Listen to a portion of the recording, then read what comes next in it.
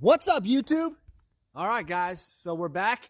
This video is all about talking about debt. When is a good time to use debt? When is a good time to borrow money? Let's get right into it. Hope you guys are being safe. Take care.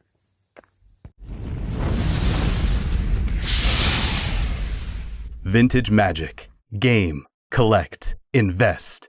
For more information about our consulting and professional services, visit vintagemagic.com.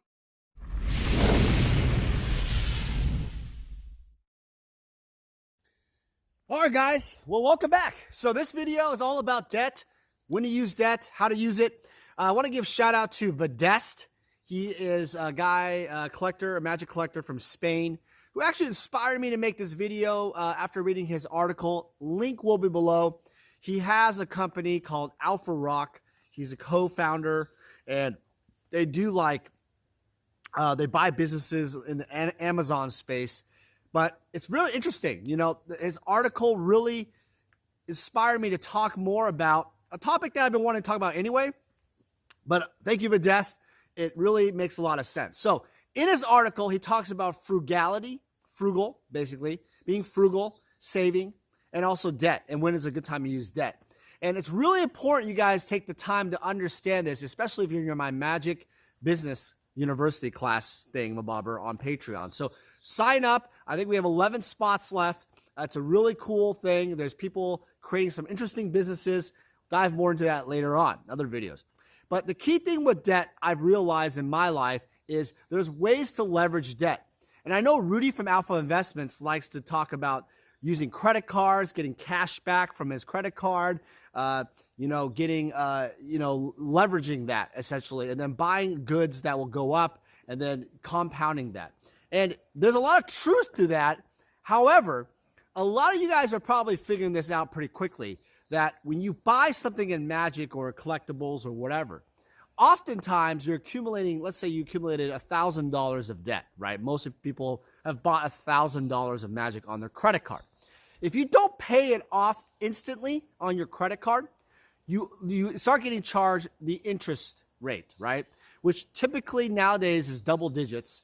I would say if your credit's really good, it could be as low as 7.99 or 6.99% APR, annual percentage rate.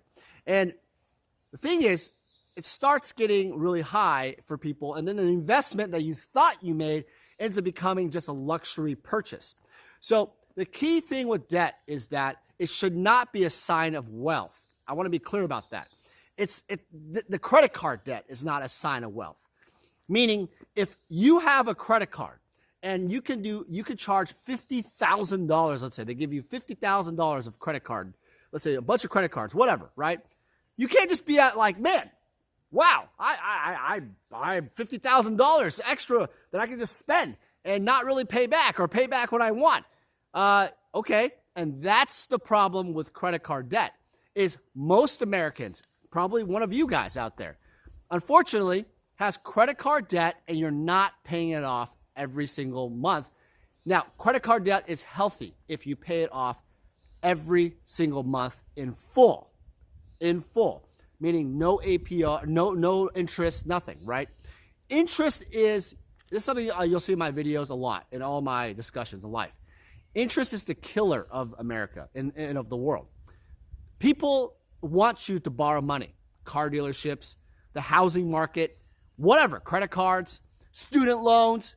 It's always about borrowing money. America was founded on borrowing money. And that's why during this pandemic, you see everybody just sitting at home. Some people are spending, and they're probably raking up their credit cards. Some of you out there probably got your $1,200 stimulus or $600 extra per week unemployment thing. I think it was up to that or whatever. And probably saying, wow, I'm just going to go off and buy myself a new TV or buy that new video game. Or no, that's the problem. That is the problem with America and the whole world, right? In general, especially America. We are a consumer nation. You need to understand that the biggest part about credit card debt is you guys have to get out of it. It is a vice. It is a vicious cycle. You'll not grow your personal wealth without getting out of credit card debt. Now, after I've talked about that 1,000 times, let's talk about a debt that I think actually Rich Dad, Poor Dad, Robert Kiyosaki talks about is he likes to leverage his debt. And what he's leveraging debt on is debt from his wealth of his real estate. He likes passive income, cash flow. That's all he talks about. And what's important to understand is most Americans, most people in life will never, ever, ever own a home, ever. They'll never have any cash flow. They're broke. Okay, well, you're like, Dan, I get $5,000 a month. That's cash flow from my paycheck. No, it's not cash flow. It's you locked down at a job. They pay you, and then you have bills, right? And then you net, what, $1,000 a month to basically consume on other stuff. No, well, Dan, I have cash flow. I own a house. No, you don't. The house only happens to have cash flow when it's actually a liability until you actually pay it off or it's producing income as like a rental property or something. Well, what does that mean? I don't understand. Like my house is, I bought it for $350 and now it's worth $550. I'm $200,000 richer. I can just go buy a boat. What? This is the problem. People use their assets, right? That real estate, and think that they have more wealth, or they just borrow money for no reason for assets that are not worth anything. The key point with debt is that you have to leverage your debt that you have into a positive way, to ways where you can actually make more money. Now, I said earlier, when is the best time to use your debt? When is the right time? Well, unfortunately, if it is a situation with personal stuff and you need to access your home line of credit, it's basically called HELOC, right? Home equity line of credit. You're basically borrowing against the equity of your home. But the problem with that is you're taking another mortgage out, assuming that you didn't pay it off already. You're going to end up owing more, and you'll never pay off your house, obviously, right? So most people, back in like the 2007, 2008 recession, people were buying, before all that occurred, people were saying, man, my $500,000 home is $1.2 million. Talking about California here, especially. And they were basically buying like cars and boats and toys. And then everything crashed. And then basically their house went back down to 500 or whatever. And they're like, oh, but you still owe that loan, the $500,000 of home equity line of credit. That's what happens, is people don't understand how to use that money to make more money. The only time I would say, for me, especially for me, the only time, and by the way, I've never taken a home equity line of credit. I don't have any debt, nothing, none of that, right? I have a basic debt. I have one mortgage right now, and I have multiple homes, but that's it. You know, I have multiple homes paid off. The point of it is that you only take money out, though, and I've never done it, in my opinion, is if you create a business that it actually has cash flow, pretty much solid cash flow already coming in. That's the only way I would do it. I'm not going to take out money to buy more Magic cards because I already have a lot of Magic cards, or I have a lot of collection money or cash ready for the business. I wouldn't need to do that. Now, if for some reason someone was selling out the most insane collection in the world, I would, and if I didn't have enough cash ready to go to buy that collection, yes, I would file and get a home equity line to buy out that collection. But the thing is, I never had to do that, so it never got to that point. But yes, that's probably the only other way. If it was too good to be true, if it was like Mishra's workshops were $500 or $400, and there was like 100 of them, I would buy all of them. Yes, I would buy all of them. I would buy the farm. I buy everything, right? The reality is that's not the way it is, right? Mishra's workshops still trades around $800 to $1,000 a pop, and it's still not something that I'm interested in buying all the time, right? So keep in mind, you have to only use it if you're buying assets or a business. Now, talk about business. People always say, well, Dan, I can help my friend out in his tax law firm or a CPA business, a service business. Okay, that's interesting. Why do they need your money? Why would a CPA need your money? Are they buying a nicer office? Oh, yeah, he wants to expand to a second office. Well, why is he not using his cash flow that he's making from his business to expand? Is he not saving? See, the reality is when you buy a business, if you're buying into a business, at a period of your life, you'll probably get approached. People will say, Dan, do you want to like get into this idea that I have? And I'm not saying every idea sucks, but most ideas suck. Most ideas have poor cash flow ideas.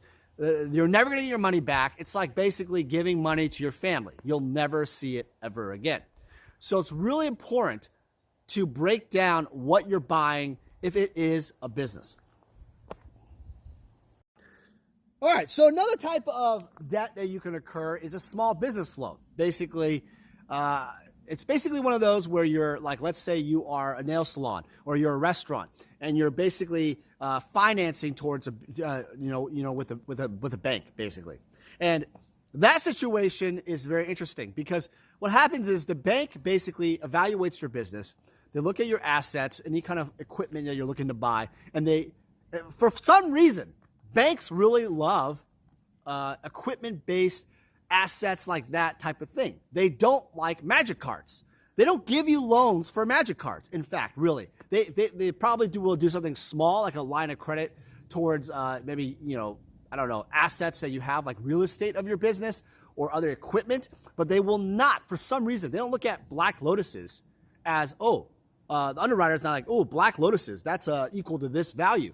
That's not how it works when you have a loan. So remember that your assets that you think you have for Magic or Pokemon or whatever you're doing, it's not necessarily like, man, I got this Commander deck that's worth $10,000. Why won't the bank just loan me $10,000? See, the problem with Magic and collectibles is that that's not how it works. They consider it kind of volatile. It's not a traditional business. There's not enough people that actually will buy it in their eyes, and it's not a market they deal with. So it's hard to quantify, and it's too much risk, essentially, right? So remember, you have to understand that if you get a small business loan, it's just like anything else you invest, you have a loan with. You have to pay it back, and it's important to pay it back as fast as you can. Now, a lot of people try to pay their payroll off their small business loan. Yeah, their payroll. Jesus Christ. They're basic.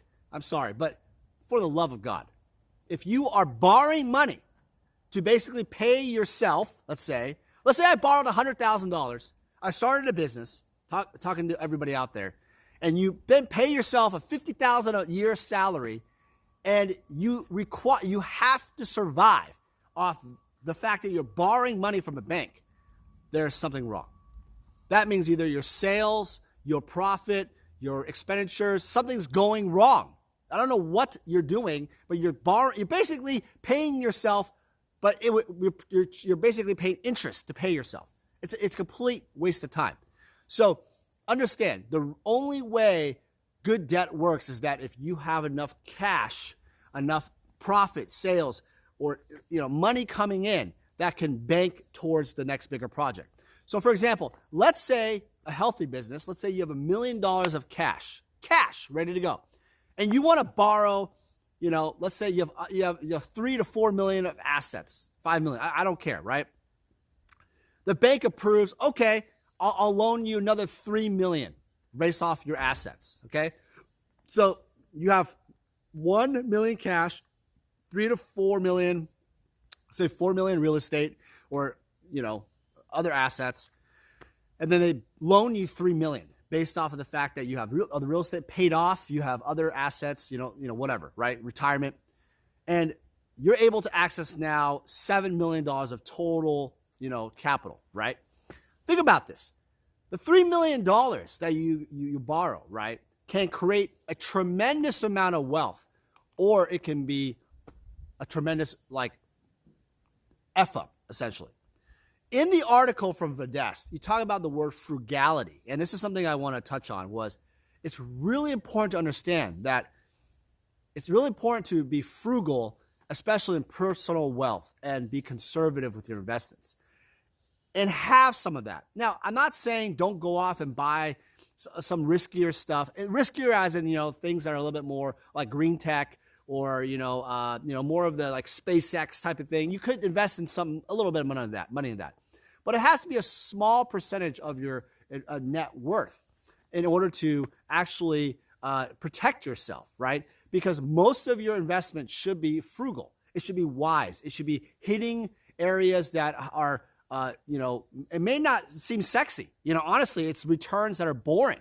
Probably 2, 4, 3, 69, 6.9%. I mean, man, if I got 6.9%, 99, 69 all the time, I'd be awesome. I love that 69 all the time. Yeah, I would. I totally would. But I'm just telling you guys that anything in double digits scares me too. I know Rudy has said this before. I've said it also to him. Double-digit, crazy growth, exponential BS, like the stuff I'm seeing with Pokemon, some stuff with Magic when the reserve list goes up, it scares the crap out of me. I'm not scared as I'm afraid. I just know that's going to crash and something's going to happen. Reason why? Number one, it's all FOMO. Everybody thinks, it's the fear of missing out. Everybody wants it now. They're stuck in quarantine. I got to open this right now. I got to open all this Pokemon right now. I got to open all this Magic right now. I got to buy all of the Stone calendars right now. And see what happened to Stone calendar? It tanked, right? All those crazy reserve list cards, they all tanked. Moat? Where the hell's Moat? Where is the Moat? The Moat's gone nowhere. 52-week lows. I haven't even looked at the chart on it, right? It's crap, right? It's a flat investment, or if not worse. Realize that if you are buying into the FOMO, you will lose. All right, so I'm going to sum this all up. Let's take it home. All right, so I'm going to sum it all up right here. So what we talked about in this video, really important, is credit card debt, borrow debt from your house, and a small business loan. Those are 3 types of debts. The only debt that I recommend ever borrowing, well, first off, is credit card debt if you can pay it off all the time. Okay, not a fraction, not a minimum payment, 100% all the time. I do it all the time, right? You get cash back, you get some reward cards. That's great, right? 3% for I don't know, gas, whatever, right? Additional rewards, perfect, right? Travel points, great, pay it all off, right? The debt that really, really I'm warning you not to do is things against your home. And I'm also warning you, obviously, not borrowing with credit cards and buying assets that are not really assets. I want you guys to understand something. A lot of you guys out there are buying cards. Listen to me. Listen to me. You're buying cards or collectible boxes, whatever, that makes you feel good. I know. I've talked to people in Pokemon now. I've talked to people in Magic. They love this certain card. I love this set. I want all the jungle boxes, packs. I want to make a set of jungle for Pokemon, right? Oh, no. I want all of the beta cards. Beta cards for my set. And I don't care if I go broke. I'm going to make a beta set. And that's a great investment. It's not a great investment when you go broke. And it's not a great investment when you're $100,000, $150,000 of buying beta cards, let's say, has an interest rate of 20%. And you're still paying it off. That's not an investment. You're just collecting. Treat it like a car. Treat it like a collectible. And you're going to be in debt forever if you do not have the cash flow to pay it off every single month. Long story short, and all this BS of people think that they're rich because they got equity in their house. I got $1 million of equity in my house. So that means I have $1 million cash. No, unless you sell your asset and you have cash, real cash, not like the $100 bills, but in the bank, ready to go, not borrowed money. Your net worth is the net worth, right? Is after interest. It's what your sales minus debt equals net worth. Think about that. Ask yourself today. Calculate it in your equation of net worth. After all of the stuff I have, all the cards, all the credit card bills, everything, I have all these cards, houses, whatever, but I have a mortgage minus the mortgage, everything you owe, right? How much is it really worth? All the fees, what is it? Not what your equity is. That's not your net worth. That's not how it works. All right, guys, I hope you guys learned something from the video. It's very important to read this article that Vedast wrote. It's a really great article about being frugal. He talks about Nike. He talks about, these strategies from people that have been successful. And it's important to listen to people that have been successful and have knowledge in many different industries. All right, guys, happy investing. Have a great week. We'll talk soon. Thank you, everyone, for supporting our channel. It means a lot to me that you're enjoying the content we're putting out there. I have a Patreon page that supporters have access to special perks and rewards. Become a supporter at patreon.com/vintagemagic.